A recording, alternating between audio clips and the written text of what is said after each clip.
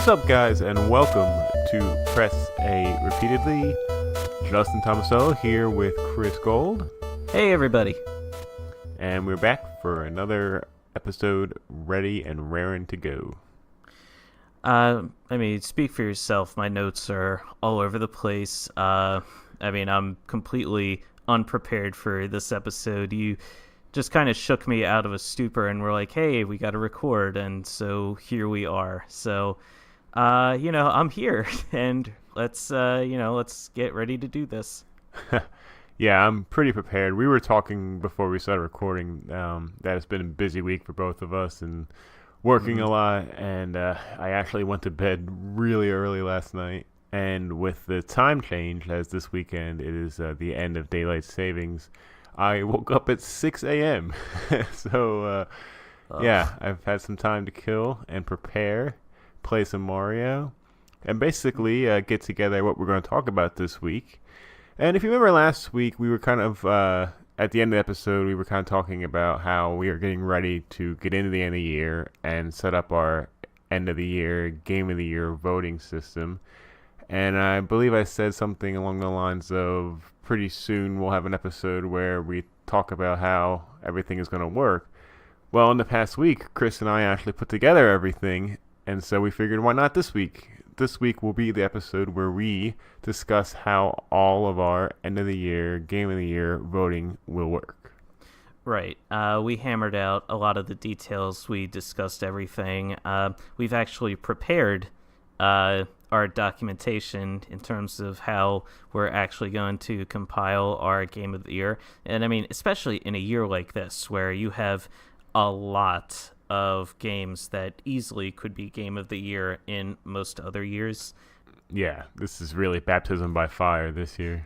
Yeah, how exactly do you parse out which game deserves the ultimate crown? But Justin and I feel like we've come up with a solution that is both fair and fun. And I'm really excited to share the end of, share everything with you at the end of this episode. Yeah, we definitely got a lot to break down later on. Happy post-Halloween. It was Halloween this week. Did you get any trick-or-treaters where you live? I did not, no. No trick-or-treaters. There were a lot of trunk-or-treaters, though. I noticed, like, you drive around and you see signs like, oh, trunk or treat is going to be here from, this time to that time. And I feel like that's starting to become a new normal, where instead of having these kids go to strangers' houses and asking for candy, which, I mean, you think about it, 364 days of the year, we tell them not to do that. But then this one day of the year, we say, yeah, that's okay, go for it. It kind of, I can definitely see the appeal of having a trunk or treat as opposed to the more traditional trick or treat. I've never heard of trunk or treat. What is that? Like you go to a car? Oh, you've never heard of that? Okay, so it's kind of a cool idea. What you do, like the community, like a bunch of parents, they go to a parking lot, like a public space, like if you're in an apartment, you go to an apartment parking lot or a school's parking lot or something similar, and you all park your cars like facing inward, so the trunk is facing out towards the parking lot. And what you do is you pop open the trunk and you fill it with assorted buckets of candy. And a lot of people take the opportunity to like decorate their car trunks and like add like dry ice or whatever to make it like smoke. And it basically, the kids all go to this parking lot and they just go from car to car and they just pick candy from the trunk of each car. Wow, I feel like I'm an alien from another world. I've never heard of that in my life, but it sounds pretty cool. It's like, it just started coming around, like, I guess within the past several years. So this is a very, very new development. Like, even when we were teenagers or like even in our early 20s, this was not a thing. Like, this is a fairly recent development. So you can be forgiven for not having heard of this one. Yeah. I guess that's good. I mean, kids don't normally come to where I live. I'm kind of like up these really big stairs that are kind of spooky, and like there's a lot of like foliage in the way, and you'd have to be a pretty brave kid to come up here. And even if you did make it all the way up here, I have nothing to give you. You know, I have a shelf in the pantry of a bunch of stuff that's about to be expired. Maybe I'll give you some of that, but I mean, I don't have really candy or anything. I Especially given your legendary distaste for children.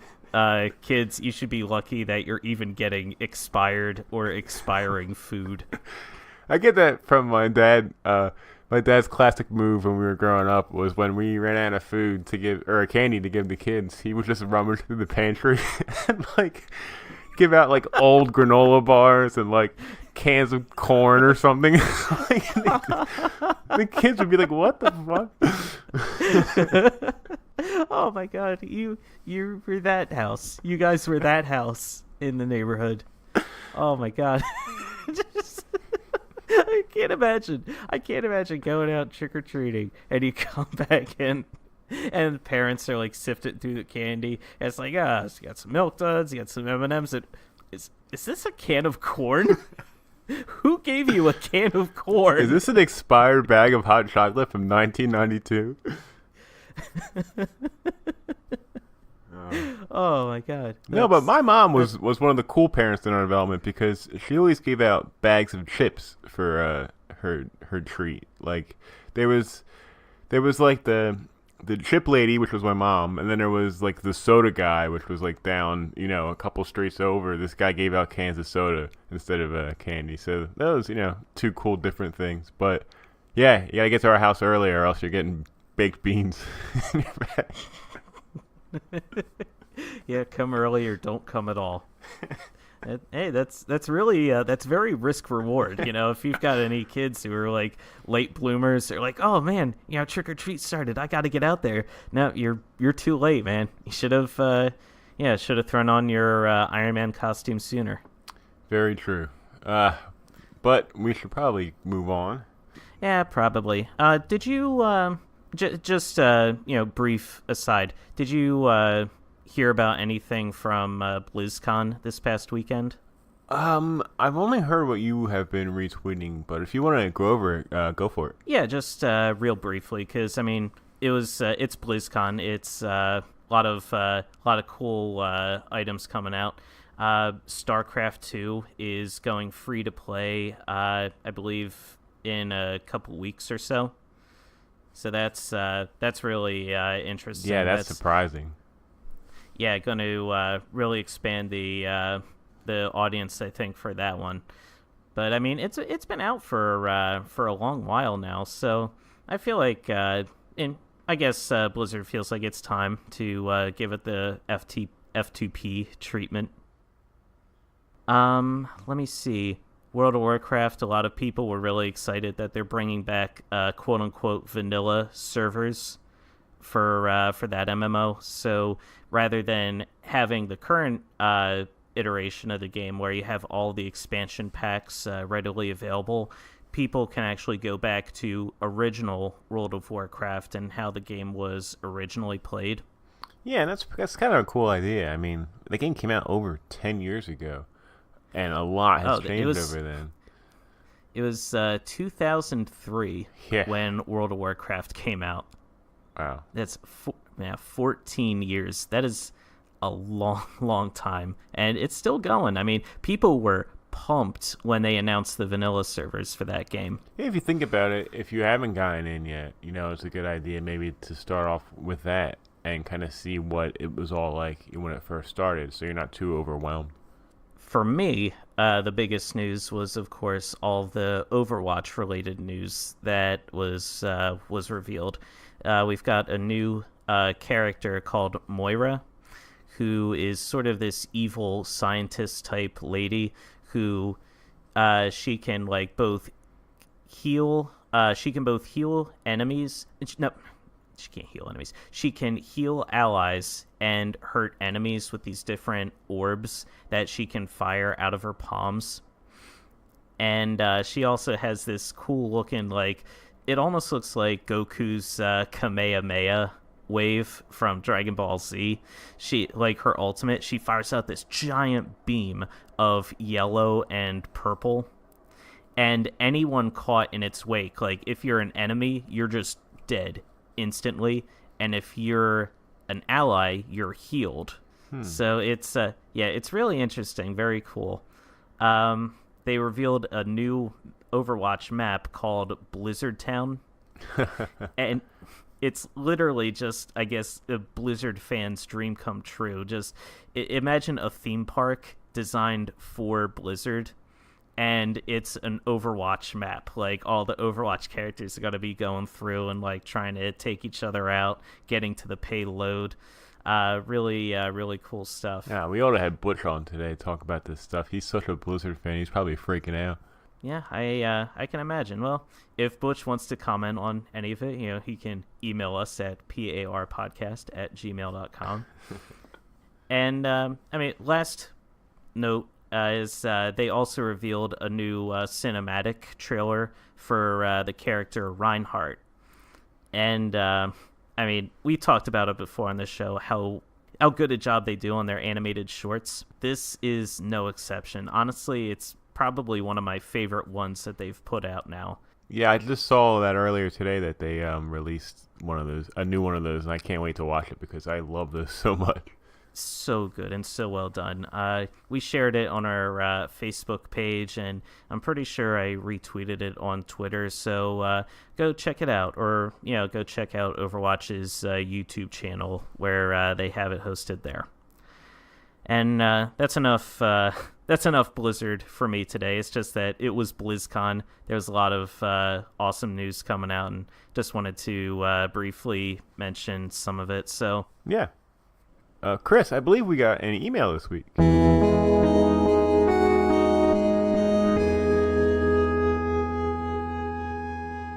Emails. You're right. We did get an email this week. This email comes from friend of the show and recently married Nick.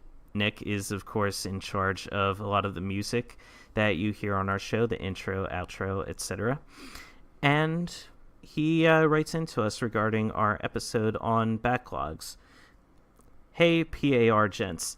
I really enjoyed your discussion of video game backlogs. A large incomplete backlog has really been an issue for me, and I'm always interested in learning different strategies in order to tackle it. I wanted to add to your discussion some things I've learned over the years, specifically regarding video game backlogs, but also utilizing skills that are more generally suited for productivity as a whole. I've struggled with organizational skills throughout my whole life, and a lot of these tips I've learned from various books, coaching, and counseling. The first strategy, and probably the most important of all, is to make a list. I know this is important because Nick put it in bold. List making is a proven productivity strategy that has evidence in neurobiological and psychological studies. By making a list, you're offloading tasks from your brain's rather poor ability to organize and remember things. Your list can vary depending on your needs. Some people may feel inclined to make a list of every game they own in their library. Others may just benefit from making a list of the current 4 or 5 games they want to complete. I personally would recommend making 3 lists for maximal benefit. 1. Games I need to beat, games I would like to beat, and games I have already completed this year. For example, I need to beat The Legend of Zelda Breath of the Wild, Final Fantasy XII, The Zodiac Age, and Mario Odyssey. I would like to beat The Witcher 3, Dragon Quest VII, Tales of Zestiria, and Mass Effect Andromeda. I've already completed Destiny 2. Be sure to review your list regularly for maximum efficacy. The second strategy is to define what it means to complete a game. Do this for every item on that list of yours. For example, does beating Zelda mean beating the main story, getting all the temples, or collecting all the Korok seeds like a crazy person? I consider Destiny 2 completed, and although I'm not done playing it quite yet, I accomplished the goal I wanted to complete. Realize that being a 100% completionist is fine, but will mean less time for other games. Will you feel like you got your money's worth if you don't play the side quests? The third strategy is to give yourself data. Specifically, how long on average will it take to beat that game?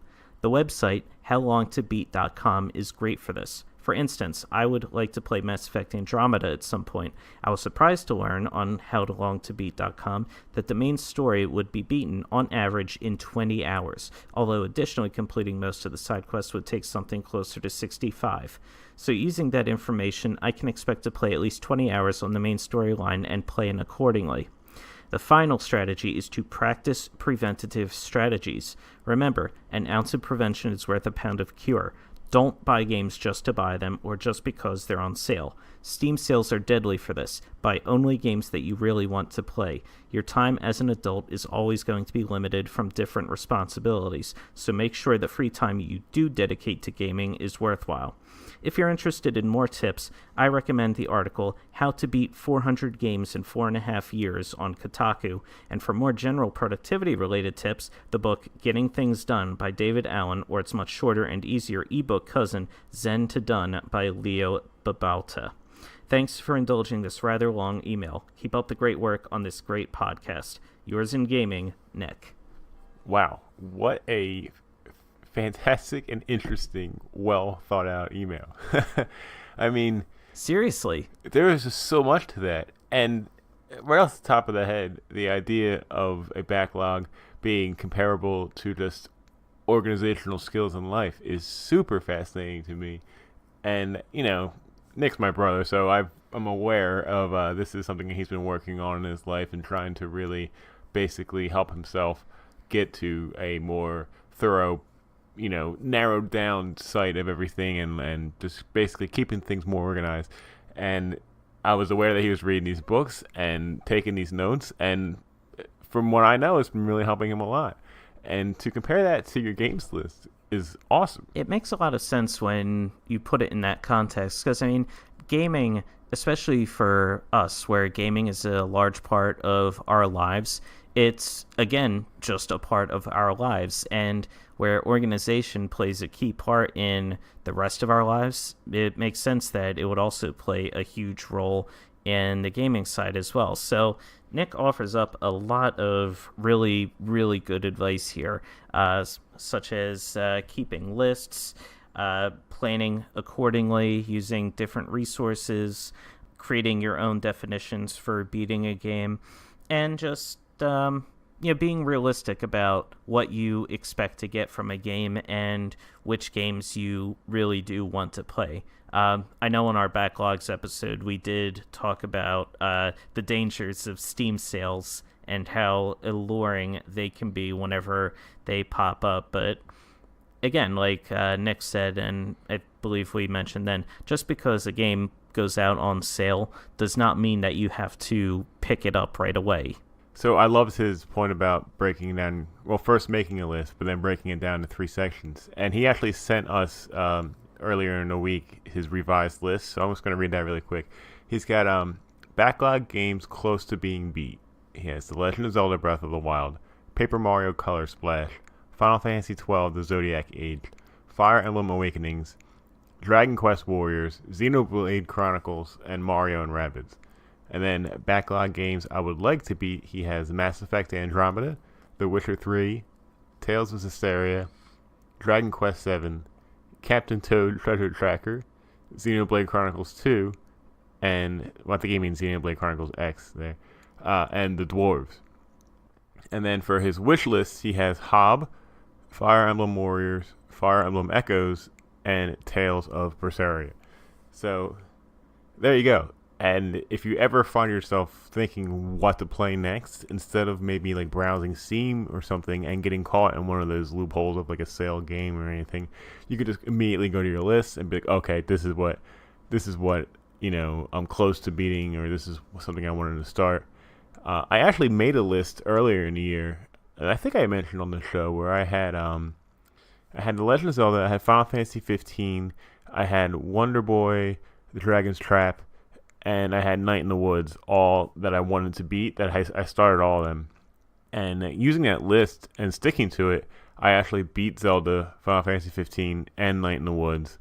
And I still haven't beaten Wonder Boy yet, but I've gotten a lot closer. So that really did, you know, proof is in the pudding right there, really helped me out. Mm-hmm. Absolutely.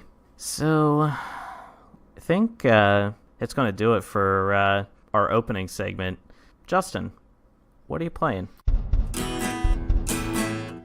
are you playing? All right. What am I playing? I'm still playing Mario. Every night this week, I've plopped down on the couch, turned on Mario on the Switch, and just played until I was tired and went to bed. So I I think I have to force myself because I think I'm kind of playing the game not wrong, but I I want to be able to 100% a world before I go on to the next one. And it's kind of hard to do that. In some cases you can't do that because there's some moons that you have to unlock the ability to get them, I guess, later on. But I think it's hurting me by trying to do that because like everybody else that I know or people I've seen on Twitter and stuff, they've beaten the game already. They're always talking about how great the game is, and like it's hard for me to keep avoiding spoilers and stuff about like, you know, Bowser's Castle or like just New Donk City or like stuff that's coming up ahead. So I think I should just kind of run through the game and then beat it and then go back and get everything. So I try to do that earlier in the week, but it's so hard because I look at it as a challenge, right? Like, all right, all these moons are here, all these coins are here, go find them. And then when I have to like basically give up because I can't find any more right now and go on to the next world, I kind of feel like I'm losing a bit, you know. But it's hard. It is really surprising to me how hard it is to uncover a lot of these moons, and I'm kind of just looking at what I've done so far, and you know, there's the hint toad and the amiibo hints and Squawks the parrot. They like give you all these hints to find everything. And you know, when I first started playing, I was like, I'm not gonna use these hints. I don't need hints to find moons. You know, I'm a Mario player. I know what I'm doing. I need these hints. I need them bad. I'll get to a point where I got about like 50 or 60% of a world done, and I feel like I've exhausted every option. And then I look on the list, and there are still so many open, you know, segments on the list, so many unfound moons. So yeah, I don't know, it's kind of tough to 100% a world in this game, which I like, but it is very difficult. I will give you some advice that I shared on Twitter. Your instinct about just going through beating the game as quickly as possible and then going back and getting the moons after the fact, that's the strategy. That's what you want to do, because I've actually beaten Odyssey myself. So I've seen the end game and I've gone through the main story and all that. And let me tell you, afterwards, a lot of different worlds open up and a lot of different moons become available after beating the game. Like, some of these moons are just simply not available until after you've beaten the game. Mm-hmm. So most of the worlds, it's literally impossible to 100% before reaching the end. Like, you'll have to beat the game and then go back into these worlds. Yeah, that's true. But it's not even just the moons. Like, even the purple coins. I think there's one or two levels where there's two worlds I've gotten all of the purple coins on so far. And then some of them I'm at like 89, 91. You know, I'm like so close. That's the worst. And I just can't find the last couple ones. Because then you have to scour every nook and cranny of that world, and it's like, where are these friggin' coins? Yeah, and it's crazy. But of course, you know, it's fun as hell. Like, I will gladly be frustrated by this game and trying to uncover all the hidden collectibles and everything. There's just one thing I've noticed that's kind of been bothering me in the sense of trying to 100% a level is that I really wish that once you found a moon, that like it was either just completely off of the map, or like, for example, like like some of the moons are like underground, right? And you see like this like rainbow like sparkle coming from the ground, and if you butt stomp on it or whatever, you'll get the moon. So even after you get that, right, and let's say you go into like a door and then you come back out and the world resets, that like sparkle is there again, and I think like did I get that one already? Is that one I already got? And then like I'll have to go over there and like unlock the moon again, and then see it's like a ghost moon. I'm like, oh okay, I already get this one. Like that's kind of annoying. Right, but that's always been in the 3D Mario games. They've always had like those little silhouettes of moons or stars or shine sprites or whatever collectible was in the game.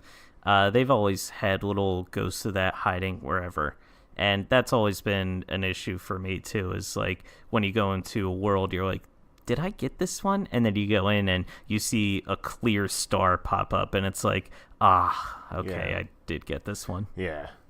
So yeah, I mean, I guess that's just something you gotta deal with. I'm loving the plethora of costumes in the game. I didn't think there would be this many, and I'm trying to get everything and unlock them all.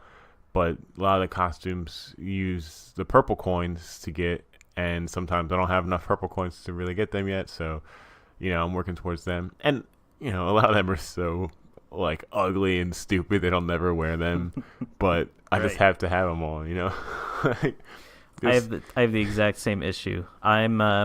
It's weird though, like with the purple coins.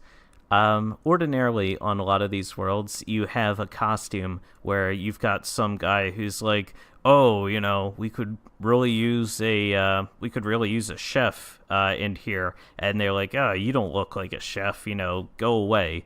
So you have to go to like the shop, and you see in the purple coin section, there's a chef's outfit. So it's like, okay, I will focus on getting that costume. And then after that, my focus will be on getting the souvenirs, like the little statues and the stickers afterwards. Because I don't know why, I'm really hooked on just filling up the Odyssey with all these trinkets from all across the world and having these stickers slapped on the outside. Because it just like, I don't know, it conveys a feeling of I've been everywhere and I've accomplished a lot, and I've seen things and I've done things. It's almost like a badge, of like, hey, you did it. You got enough coins to be able to afford this thing. yeah, it's like a little trophy for getting through a certain part, and yeah, it's just the little things in this game are so just pleasurable. Like even when you're going from one world to another, and like the game forces you to take a little break, and like Cappy's like reading like, oh, here's how you wall jump or something, like while you're just sitting there and so you and Cappy are in like these nice comfy armchairs, and on the coffee table in front of you are two mugs of coffee that are in the shape of top hats, but like they're just filled with coffee. And like I just saw that I the never other noticed day. that. Yeah, next time you play, look, and I was like, what a cool little like tiny thing that they put in there. Like the entire That's awesome. the entire game is filled with such tiny, like, even when you find a little pixelated Mario in a cat suit or Peach in the cat suit, like hidden on the wall, and you throw your hat at it and you get some coins or something. Like there's this everything. I was telling my brother, I was talking to him the other day, that I was in the Sand Kingdom, and there was just a pebble on the ground.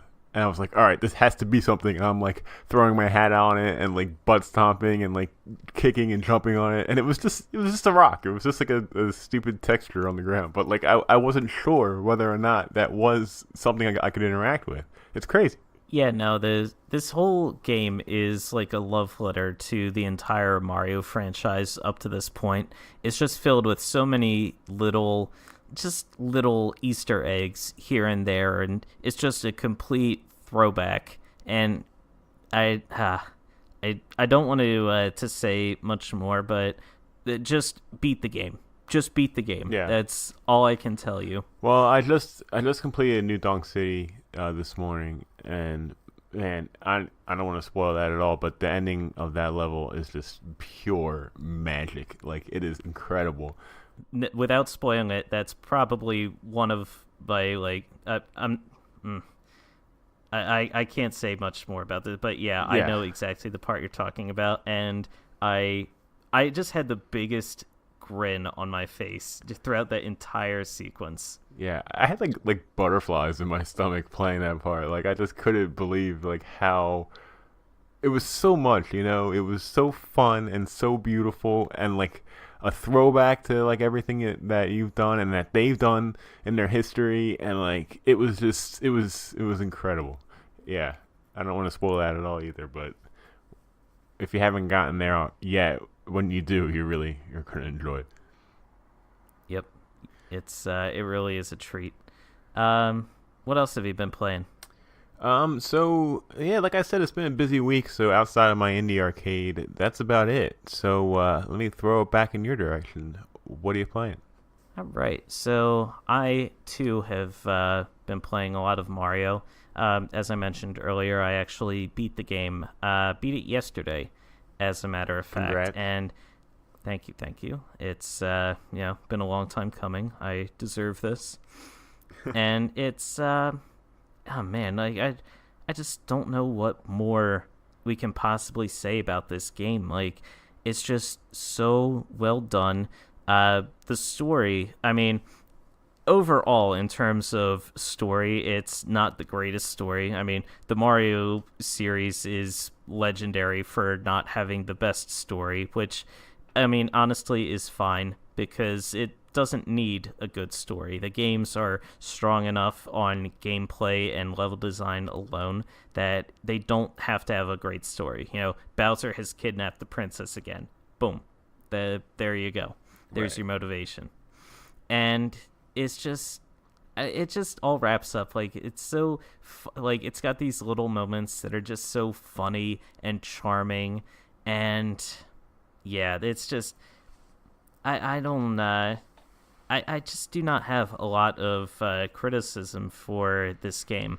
I will say, though, very briefly, and I'm gonna keep this very spoiler free, is I had heard criticism before about this game, about one section of the game that is coming up, Justin, is coming up for you at some point, that is very similar to something like you would find in Sonic Adventure, and it was kind of off-putting. And I didn't really know what they were talking about until I got to this moment, and I had to say, yeah, it was kind of off-putting, and especially at the moment where it happens. I mean, I'm sorry to be so vague and non-descriptive, but it's it's definitely something that, like, when it shows up, you will understand 100% what I'm talking about. I'll have it figured out by next week. Yeah, and it's definitely something where you're like, yeah, this could have been a little bit better. I mean, the moment in itself, like, when you're actually playing, is pretty epic, but you're just like, eh. Yeah. I mean, outside of that, though, like, that would, like, bump the game from, like, a 100 down to, like, maybe a 98 for me. It's not like a game breaker or anything like that. Like, the game is still, in my mind, flawless. Like, it's just so well done. And I also hit a couple major milestones over this past week. Justin, the game officially is a full-fledged Mario game because I had to have the talk with Mario. And now the talk, for I'm very familiar with the talk. Yes, the talk, for those who do not know, it's a classic talk that I've had with Mario going back decades now, and I think everyone has had this talk with Mario. You're running towards a gap. You very, very clearly hit the B button to jump before you hit the gap, and Mario just ignores the button press and runs straight into the gap and falls to his death. So you pause the game, and I say, Mario, when I press the B button, you jump. This has been the tried and true formula going back now for 3 decades. Think about that, Justin. 3 decades. And we still have to have this conversation with the friggin' guy. Well, sometimes he just wants to do what he wants. He's tired of being controlled his entire life. I mean, he is the grandfather of gaming. Like, I mean, he's he's one of the oldest characters to still be kicking it in this day and age. And I mean, he's got a little hubris to him. He's just like, yeah, I've been around the block. I can do whatever. And he just ignores your instructions. And I'm like, no, this is not the arrangement, Mario. This is not what I signed up for. I've been messing around with the So there's this tricky jump you can do where you long jump. At the end of the long jump, you throw your cap. You hold the Y button to hold the cap spinning in place. As you're falling, you dive by pressing the ZL button and then the Y button together, and you dive onto the cap that is already spinning, and then you'll bounce again up into the air, and then you can dive one more time and basically land somewhere. It's a difficult but like a very awesome, when you pull it off, like way to get across some really crazy long platforms. Have you tried that yet? I've attempted some of those jumps. Like I've learned that when you do a ground pound, it offers a speed boost in any direction you immediately choose to go into afterwards. So, like, say you do a ground pound and then decide to start spinning, like you do your little roll in one direction, you'll get like a little speed boost that way. And if you do a ground pound and then jump immediately, you'll actually get a speed boost jump where you'll jump up in the air higher than what you would normally. So that's a technique I've been trying to perfect, is ground pound, jump, and as you jump in the air, throw your hat, then do ZL, which sets up another ground pound, but then Y again to dive and then bounce off your hat. And so like it gets you up on like a higher platform that ordinarily you wouldn't be able to reach, like say you can't wall jump up it or however you want to get up there.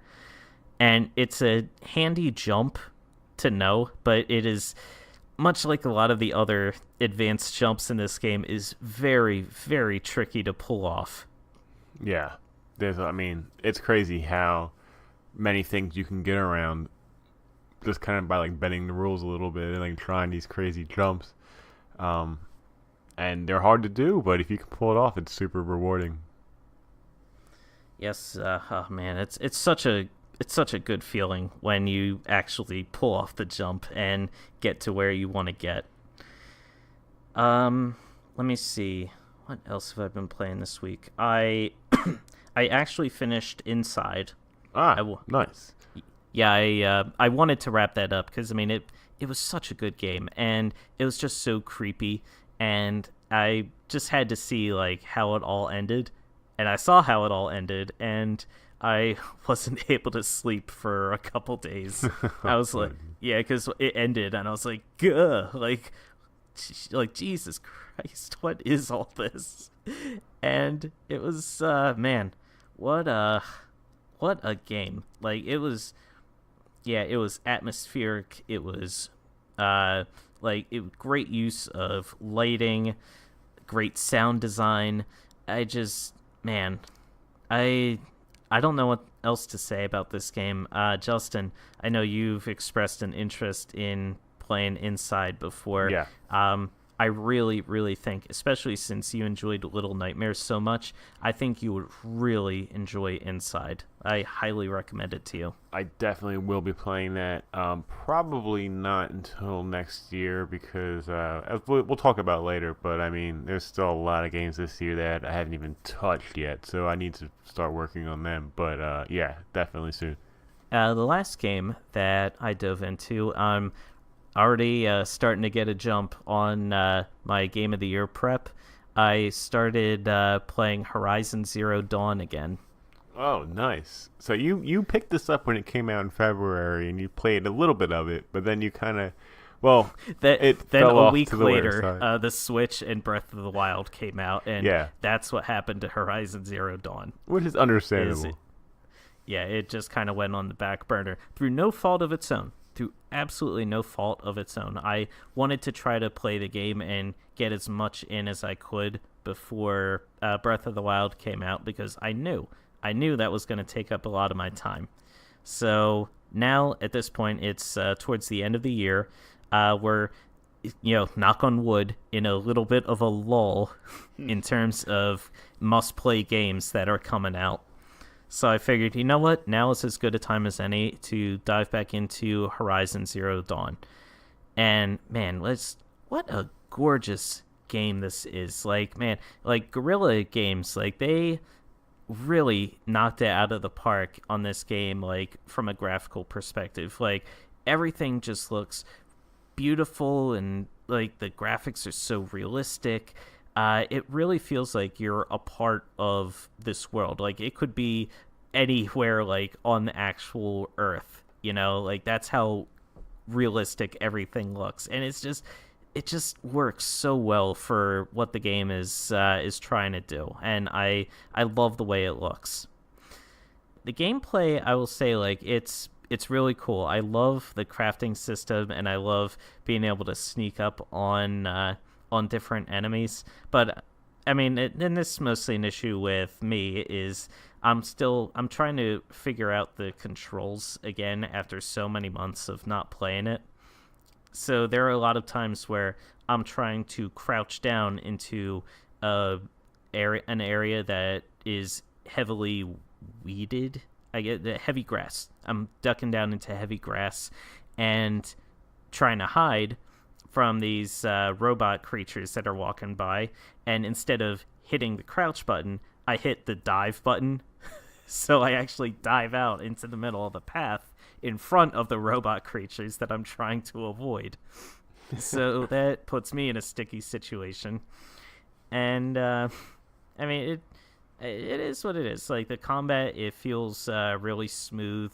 It's I mean, I love the ability to sneak kill enemies by like shooting them in their little robot eyes.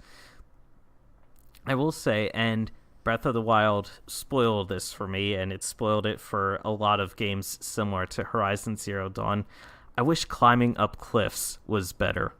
Yeah, I was thinking that too when I was playing it earlier, but there's really nothing for you up there in the cliffs in the game too much, so it kind of doesn't really matter, I don't think. I mean, it matters somewhat. Like, right now I'm doing a side quest where one of the villagers has lost her prayer beads up on a tall mountain cliff. So I've like tried going around this damn mountain trying to find my way up, and I haven't found any like easy ways to actually climb up there. And because I mean, there are different paths, and like I'm trying to like jump on these little outcroppings that are sticking out, and I'm just trying to jump my way up this cliff. And all I can think to myself is, man, I wish this game had like Breath of the Wild's climbing mechanic where you could climb up on anything. But I mean, it's understandable that they wouldn't have that. Just, I mean, Breath of the Wild innovated that mechanic, and the game wasn't designed around having a similar mechanic in that way. So, I mean, it's something that I'm going to have to just figure out and deal with. It's not the game's fault that it doesn't have that similar climbing style to it. So I'm just going to have to figure it out on my own and, get these prayer beads back to this person. But so far, like, I'm playing the game again, and I'm falling in love with it. Like, it's just so well done. The characters are really cool. Ashley Birch is the voice of Aloy in the game. Aloy, yeah. That's right. So she does a phenomenal job as always. And yeah, I'm really excited to dive back in and get caught up, not just on this game, but I have other games that I need to prepare for as well. Yeah, same. Fun, quick bit of news. Did you hear that Aloy is going to be a playable character in Monster Hunter World when that releases next year? I did hear that. Yes, she's going to be, I believe, exclusive to the PS4 version of the game. Yeah, and it actually makes sense because like she would fit in that world really well. Of a tribal like village and taking down giant monsters. She's used to that. So, and her feline companion is going to be a robot feline. So that's pretty cool. That's awesome. Yeah. Outside of that, I haven't really dived into anything else. So, I guess that brings us to the creepy arcade.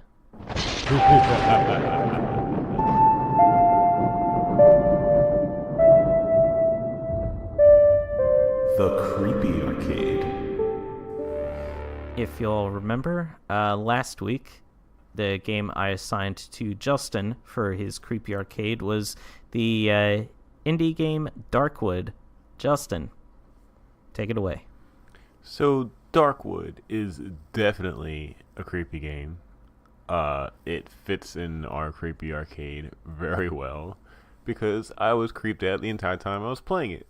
And how the game works is it's a top-down view, a la Link to the Past, which you don't really see a lot of these anymore, and you probably wouldn't think that it's entirely like of a scary kind of creepy game to be presented that way, but it actually makes it work really well because while you can see a lot of the world around you, a lot of it is hidden in darkness, and when your character looks forward, you have kind of like a triangle of light that comes from you, and it's almost like you're holding a flashlight, and whatever way you spin around, you're pointing it, you're pointing the flashlight to whatever you're looking at. And so how it works is you can see the basic ground like texture, like grass or stuff, like all around you, even if it's in the darkness behind you, or even if you're pointing the light at you. But you can't see like objects or people unless you shine that light thing on them. So, you could turn around and your light thing would uncover like a dead corpse of a dog or something on the ground. But when you turn around again, like you don't see it anymore. Like you only see it when it's in that line of sight from your light. And the game heavily involves a lot of inventory management and crafting.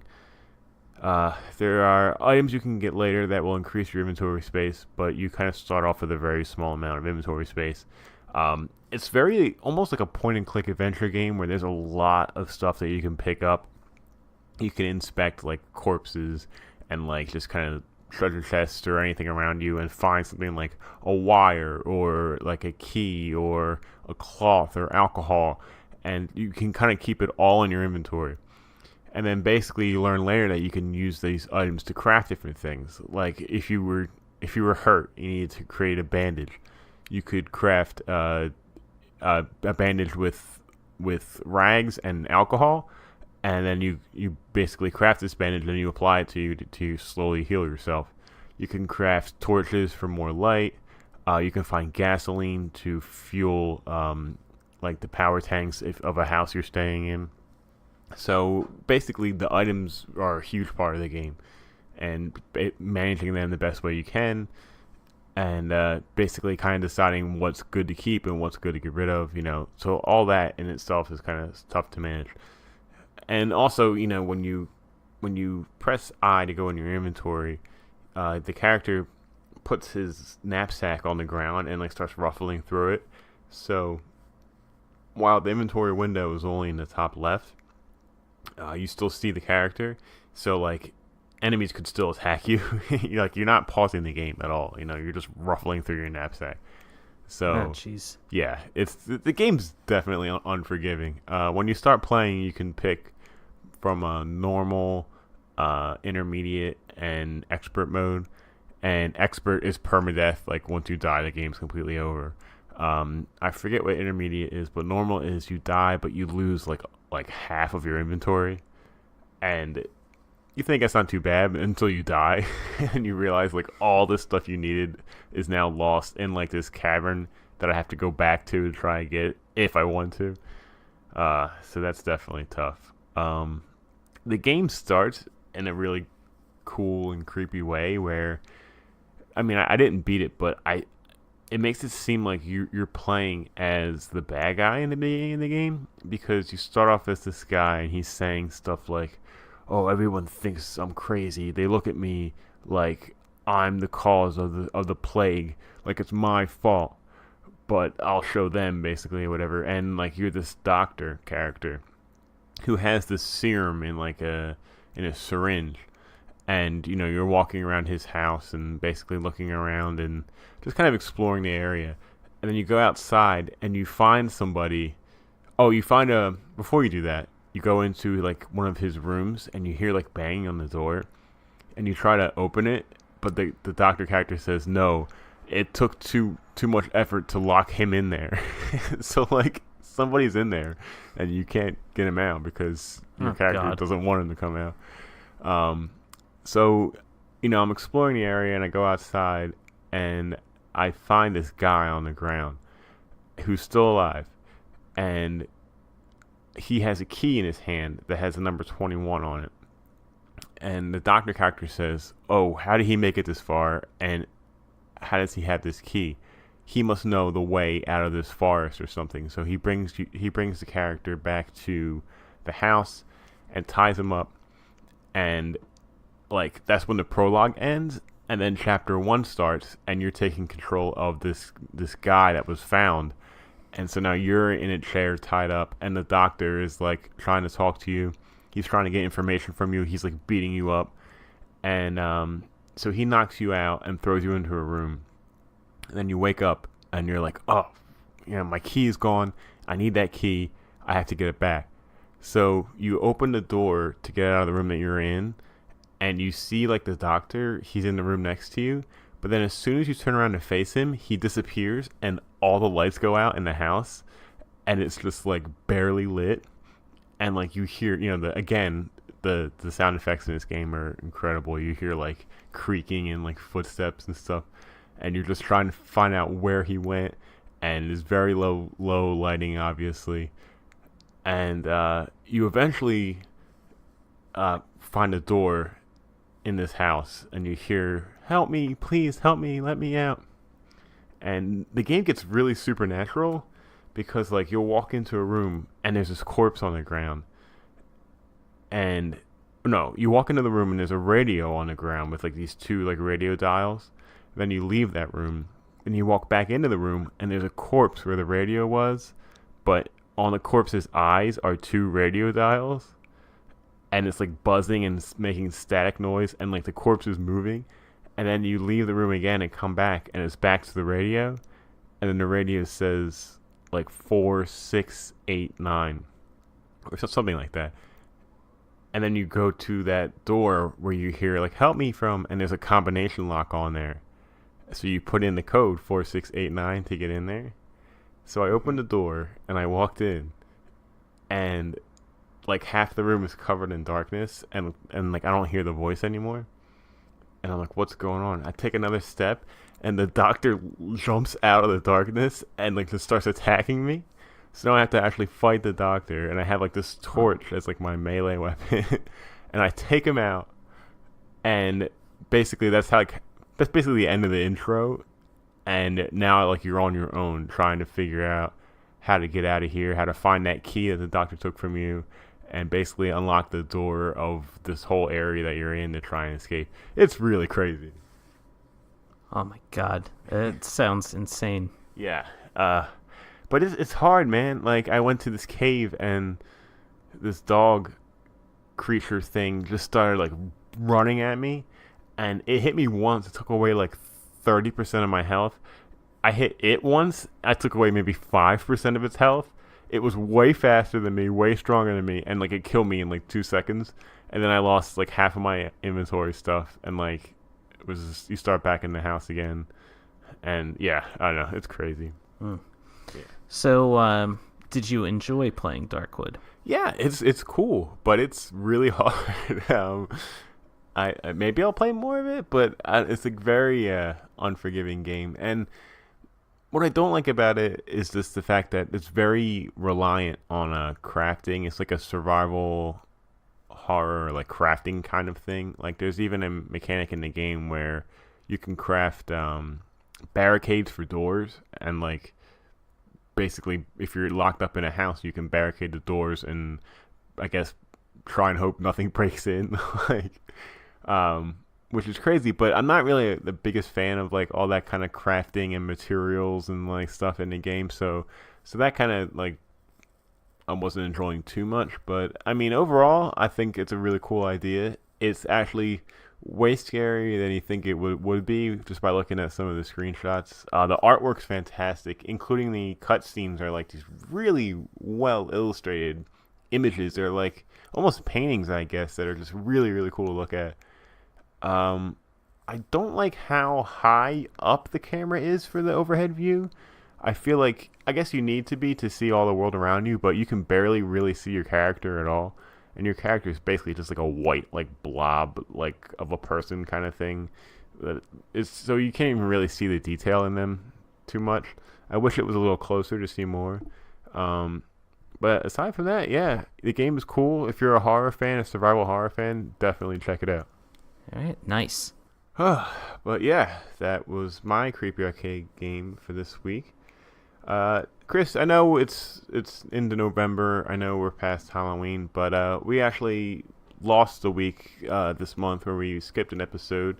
So we're gonna go one more week for Creepy Arcade. I hope you're okay with that. No, it's not your fault. I ultimately blame Nick for this, who selfishly got married that week, and that's why we had to skip that particular week. So if I have to play an extra Creepy Arcade game, I blame Nick. Yes, indeed. Fair enough.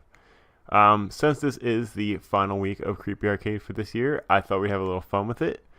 And since it is your turn to play, I hope you are ready to play the game Creepy Castle.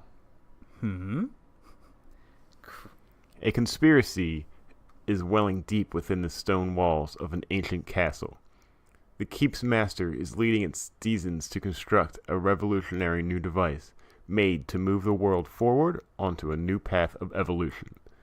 Arriving to investigate is our plucky adventurer, Moth, but what lies in store is a secret too vast to be contained by mere castle walls.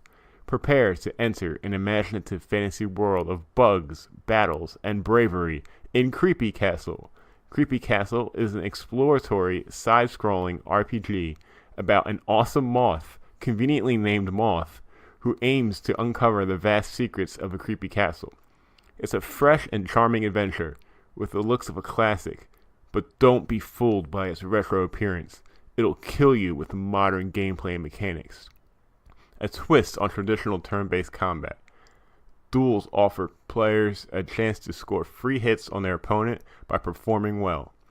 Players shouldn't let their guard down outside of duels, however, or they might allow Moth to be squished by one of the castle's many real-time dangers, like traditional run-and-jump platformers. I like the look of the game. It reminds me almost of like an old school like Game Boy Color game, you know? Yeah, I was just kind of browsing around and like I don't know if I've seen this before a long time ago and like I kept it in the back of my head, but it looked a little bit like I had known this from before, and I love the art style and it looks really fun, and I like the idea that like, you know, it's creepy, but it's not really creepy. It's also kind of fun too, so I think you'll have a lot of fun with this game. Mm-hmm. Yeah, it looks like it'll be a lot of fun. All right, I will add it to the list. And with that, it's time for a break.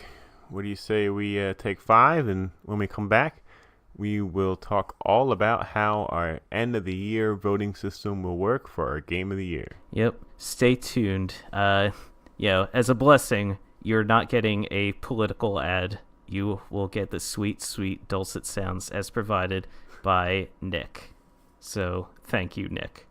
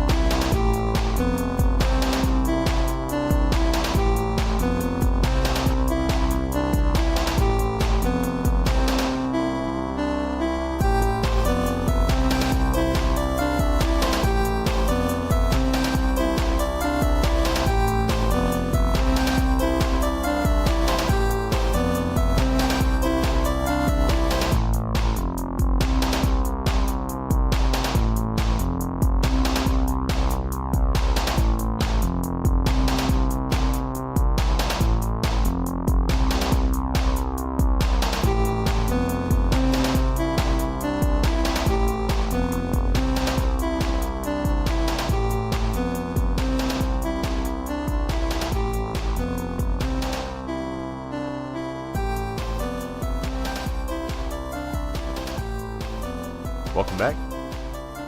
It's time for Chris and I to dive all into how everything is going to work for our voting system for games for our Game of the Year and some other categories for year end. Right. There's a lot to consider. Chris and I did a lot of work, surprisingly, over the week where we put together a bunch of different lists. We came up with the categories. Mm-hmm. We put together a list of like just all the games that we think would possibly be considered for a Game of the Year or just big releases of the year. We split that list into two different categories of big publisher games and indie games.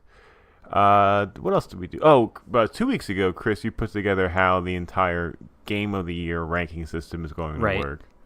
Yeah, so just a whole bunch of stuff to talk about. Right. Yeah, we've compiled a list of all the games that we feel could be eligible. We decided we're going to imitate sort of the methodology that a lot of the other gaming sites or gaming platforms out there do. So yeah, we put together this list, and it's by no means exhaustive. Like, these are just all the games that we feel like are worthy of mention, or at least were somewhat noteworthy of being released this year. And I mean, if there are games that we've forgotten, we're going to be sharing this list with a lot of different people who will be able to update it as they see fit. It's just kind of like a little guideline to help jog some memories as to what games came out this year. The games that are eligible for our list is similar to how it is for a lot of the other gaming sites. So our list actually is going to run from December last year, so December 2016, through the end of this month. So it's December 1st, 2016 through November 30th, 2017. Any games that are going to be released in December of this year will not be eligible for the 2017 Game of the Year. They'll be eligible for 2018. All right, so how about we kind of just dive in and how we think everything's going to work, and how we want everything to work. So we've put together some paperwork that has the categories that we're going to award, which we will announce in a little bit, along with, of course, the Game of the Year. And we are sending this list to all of our close friends, most of which have been on the show already this year, to basically fill out to their own, basically however they see fit. Each of the categories has a 1, 2, 3 answer. For example, their first place, their gold winner of the category, their second place silver, and third place bronze. And everyone will insert their games of a 1, 2, 3 fashion for these categories. And then, I guess a couple weeks before our episode, they will submit the paperwork back to Chris and I, and we'll kind of compile everything and basically see how many games got how many points based on how many, first place finishes they got, second place finishes, and third place finishes. Basically, there's a few different categories that we're going to have that are non-Game of the Year related categories. And for those categories, you're going to pick your top 3. And now, this isn't just you all picking the games that you feel like. Justin and I are also going to be creating our own ballots. So everything is going to be compiled together. So for our non-Game of the Year related categories, you're going to pick top 3. And so what are our categories, Justin? All right. So let's kind of read through them quickly. Chris and I kind of went through this process. We were trying to do two things. We wanted to basically have categories that most people would have in this sort of situation, Game of the Year type of thing. But also we wanted to kind of keep it fun and kind of have some stuff that kind of pertain more to, this podcast in particular. So to start, we'll have Best Music. And then after that, we'll go into Best Art Direction. We also have Best Graphics and Best Multiplayer. Now, I mean, Best best art direction is like best art direction would differ from like best graphics. Yeah. In terms of like best art direction is like how do you like the style of the game? Do you feel like it matched up well with how the game like is conveying itself? Do you think it looks good? Just stylistically. Best graphics would be in terms of like how well does the game run? Like, is it like really impressive? The grand scope of the environments that are displayed. Yeah, think more technical more for graphics, powerful? basically. Yes. Yes. Yeah. Art direction is more stylish. Graphics is more on the technical side. Exactly. Let's see. We also have the best multiplayer experience, and let's see. We have best new character. So any new character that was introduced this year. That you particularly liked. Or is particularly memorable. Yep. And a couple that I'm really interested in to see what everyone has to say. We have biggest surprise and biggest disappointment. Yeah, basically these two are which game that you really didn't think was going to be that big of a deal, or maybe you didn't even know too much about it, but then you started playing it and you completely fell in love with it, versus a game that you were really excited about, really anticipating, and then it came out and you played it and you were just overall disappointed with everything. We're not going to list specific examples for anything right now, but I got a few just in the top of my head. And the last major non-game of the year award that we will be having is most addictive game. Now, for each of these ballots, you're gonna put your top 3. 1, 2, 3, and for each spot that you place a game, it's going to earn a certain number of points. So first place is worth 3 points, second is worth 2, and last place is worth 1 point. And once we get everybody's ballots, we're going to put all the ballots together and we're going to compile them into a file.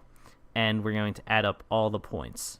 And the games that earn the most points in each category is going to win the bronze, silver, and gold for those specific categories. Right. And now, if there happens to be a tie for anything, that's when Chris and I are just going to have to decide how to break up that tie and how to best divvy everything out. We're basically going to be like the final say for those sort of situations. Yes, we are going to be the final decision makers. So if there are any ties, and I mean ties for like the top spot, like if there's ties for like second and third, who cares? We're only going to be debating for who the overall winners will be. Right. And we also have a couple of fun categories for the non-game of the year. These are more, just for fun, fill in your own. And we just kind of want to see like what everyone has to say about these two categories. And these specifically are the best gaming moment of 2017 and the best moment on the podcast for 2017.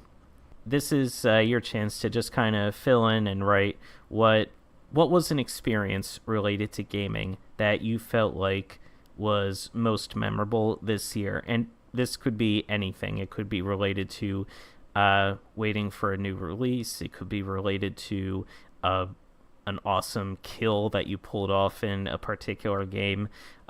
Maybe you watched a stream and something funny happened, anything at all related to gaming that really stuck in your craw is eligible here. Yeah, absolutely. And then favorite moment from the podcast, that's pretty self-explanatory. You've been listening to this for the entire year, and many of you have been part of the show.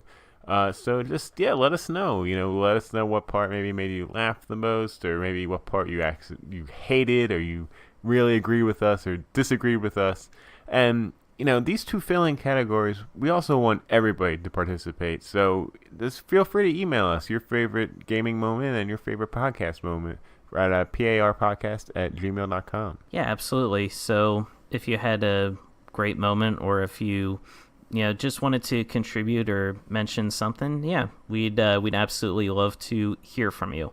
Now, we should also specify which games are eligible for both, not just the non-game of the year, but for game of the year lists. Let me see. We mentioned that any games released from December last year through November this year are eligible.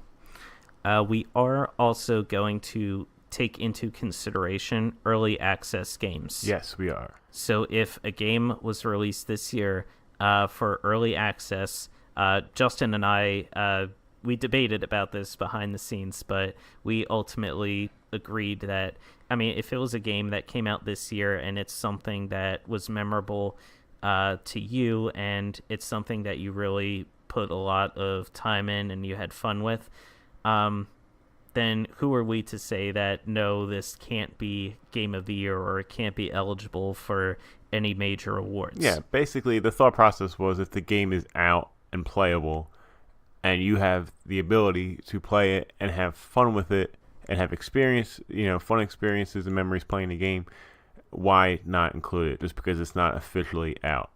Because let's say this game came out earlier in the year, and then next year it officially comes out in 2018, it's not going to have the impact that it did of the prior year, because that's when everybody was playing it. That's when it was a phenomenon. That's when everybody was just really having the most fun with it. So that was basically our thought process for that. We are also not going to consider racing or sports games.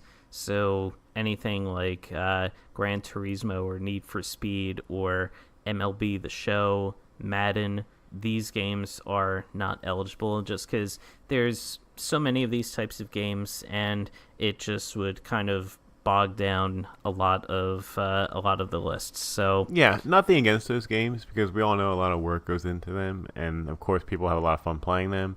But yeah, we're just trying to make things a little bit easier for everybody in the voting process, and basically just kind of focus on things that you don't see every year.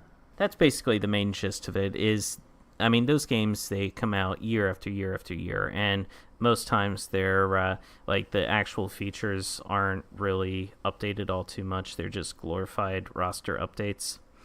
So we're just kind of we're benching them for this year, ironically. And let me see. Sure, Pigman's not too happy about that. No, he's he's squealing and oinking a fit.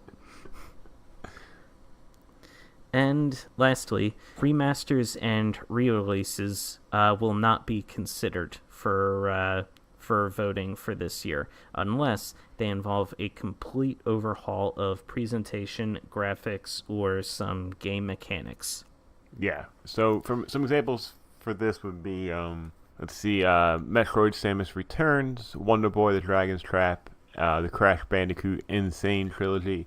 These ones we are including because they were completely redone, brand new presentation, new graphic models, new environments. Like, a lot of work went into these things to basically complete almost, and present a brand new game. So stuff like that's going to be accounted for, but not just a regular re-release or a remaster or an HD version of something. Like, some work has to go into these games to be considered. So I guess, for me, the biggest example of this would be Stardew Valley on the Switch. It's a wonderful game, and I'm putting a lot of time into it, but outside of, it's the same game as the PC release of the game, so it will not be considered as eligible for our awards this year. Indeed. Let me see. So now the big one, Game of the Year. The balloting for Game of the Year, I actually came up with the idea for this, and it evolved from my second love of my life. Well, third love of my life is nice save. I almost put myself in the doghouse there. Third love of my life, baseball. In baseball, at the end of the season, they have MVP voting. Now, the MVP voting, a lot of people has they have criticisms of the system, but I feel like it's a fair system, especially for this year in parsing out which game deserves the ultimate crown of Game of the Year. So, the way the balloting is going to work is everyone is going to compile a list of their 10 games. There are 10 games that are worthy of Game of the Year, and you're going to rank them 1 through 10. And this is a key part of the balloting, is this, and this goes for the non-Game of the Year categories too, but it's most important for Game of the Year. This is your ballot. You do not discuss your ballot with anybody else. Don't ask for advice. Don't say, should it be this game versus that game? This is your ballot to make that determination. You might have to make a really, really tough call and put one game over another, but you do not consult with anyone not until after you both have submitted your ballots. Then you can talk about, who did you put at 2 or who did you put at 3? Yeah, then you can talk about it. But secrecy is key, especially in making sure that there's no collaboration or anyone trying to sway one vote one way or the other. Because you don't want to think, I was going to put this game here as Game of the Year, but everyone else is putting it at 3, so what's the point? I'm just going to put it lower. Yeah. Yeah, we want everyone to have their own Game of the Year, and everyone's personal Game of the Year will be recognized during our Game of the Year episode. Mm-hmm. And yeah, it's funny you say that, because I was just going to bring that up, that there is no wrong answers here, okay? And you're not making a list of what you think, everyone thinks is the Game of the Year. These are your personal lists. If you think this one particular game that you spent a lot of time with and that you really enjoyed was your favorite game of the year, you put it number 1. Don't worry about whether the fact that no one else is really talking about it or didn't appeal to other people. So your list that you're compiling is basically your own personal decisions. You're not making a list that you think would be on a gaming website or something at the end of the year. This is this is all personal. This is all what you believe. So don't put too much stress on yourself. Just have fun with it. And I mean, outside of the top few lines, you don't really have to have the ballot 100% filled in. If you're struggling for spots 8 or 9 or 10, don't worry about it. You can leave those spots blank. We highly encourage you to fill in a complete ballot, but yeah, definitely, you don't have to have a complete ballot. So don't put so much pressure on yourself to get it all done. Yeah, I'm trying to think of my 10 right now, and it's going to take some time. It's going to take a lot of, even, going back to Nick's email earlier of making a list, I think that will really help a lot. And then you can kind of move things around and cross things out and just kind of narrow it down to the 10 games that most represent your game playing of 2017. We do have a point system for determining Game of the Year overall. Everyone's choice is going to be their own personal Game of the Year, but your contributions are going to help us determine what is going to be the podcast's overall Game of the Year. And the point system is set up the same way it's set up for the baseball MVP voting, which again was the inspiration for this. The top choice is going to be worth 14 points. The second place will be 9 points. Third place will be 8, then 7, 6, 5, etc., etc. And the reason that the top choice is going to be worth 14 as opposed to 10 is because when you're considering, and this is true in baseball, when you're considering who is going to be MVP of the league, that is considered a major choice. That's much more important than the difference between 1 and 2 is considered much more important than the difference between 2 and 3. And so we're carrying over that same value system over to our decision making as well.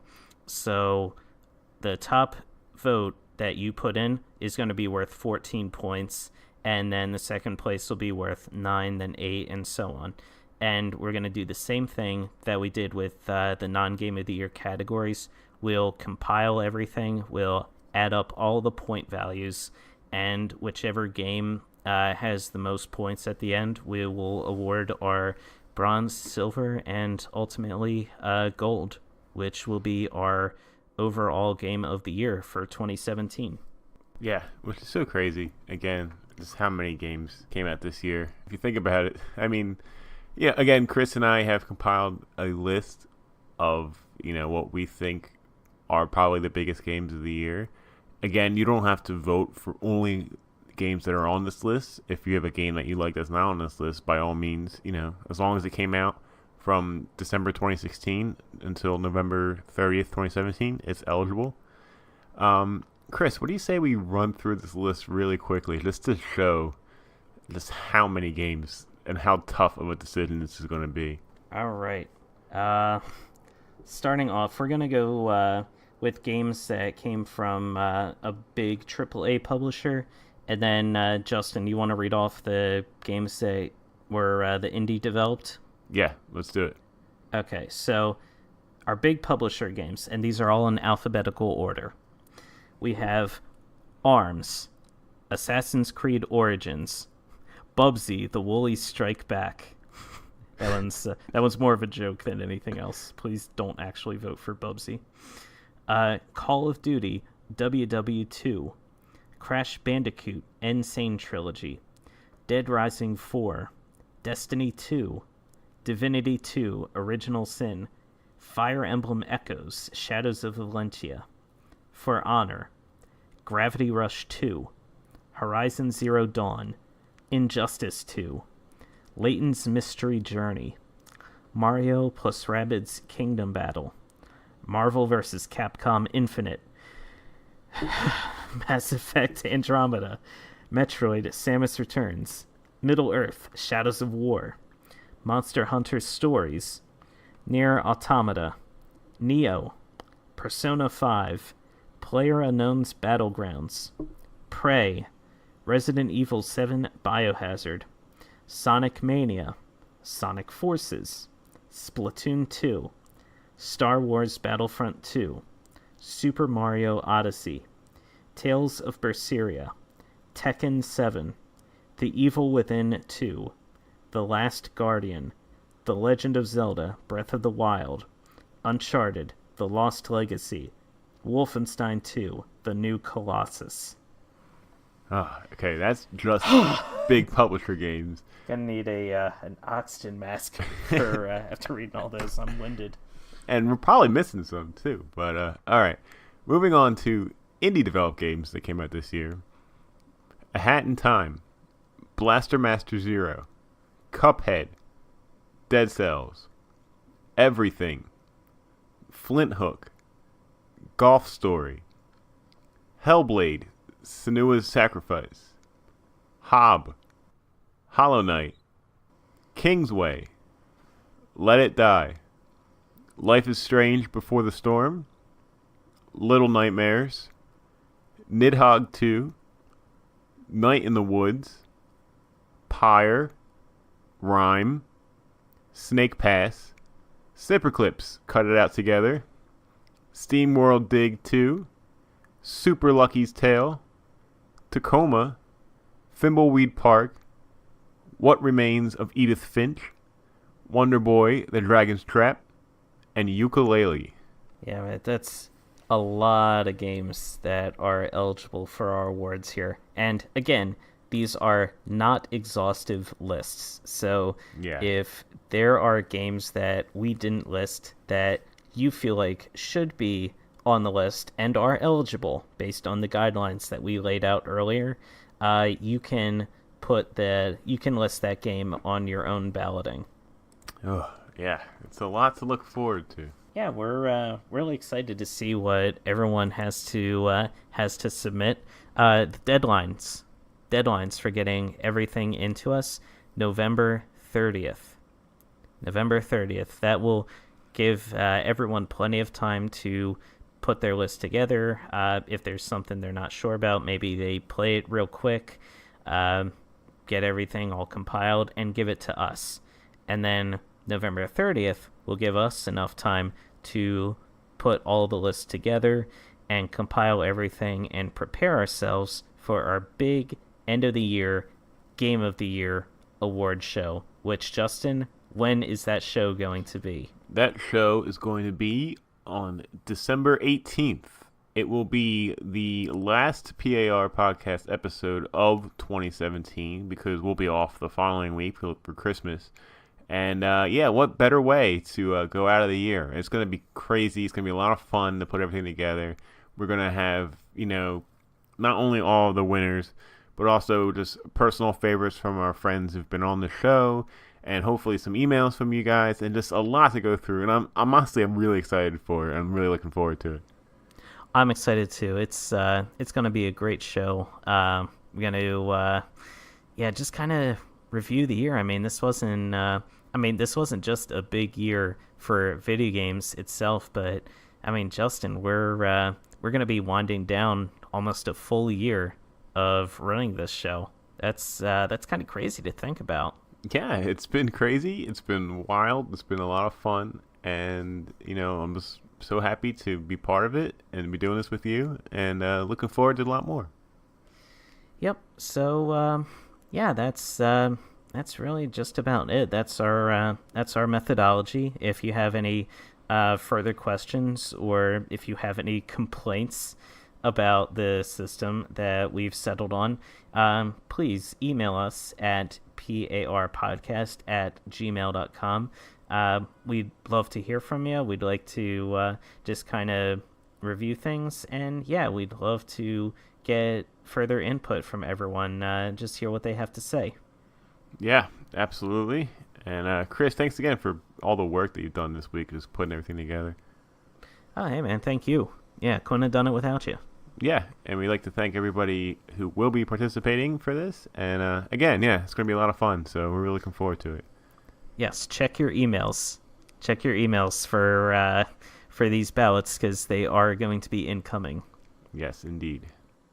Well, that about wraps it up for this week. Remember, Press A repeatedly posts new episodes Mondays on iTunes, Google Play, and Podbean.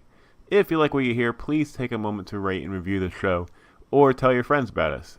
It helps other people find a podcast and will really help us grow. And thank you to all who have rated, reviewed, and subscribed so far. We love you. You can follow us on our Facebook page and on Instagram at Press A Repeatedly. We're also on Twitter at Press A Repeatedly. Justin is at Oaf7724. I'm at cgold113. You can email us any questions or comments at parpodcast@gmail.com. That's all for this episode. Justin and Chris signing off. And remember to swim away from the horrifying creatures that lurk in the deep.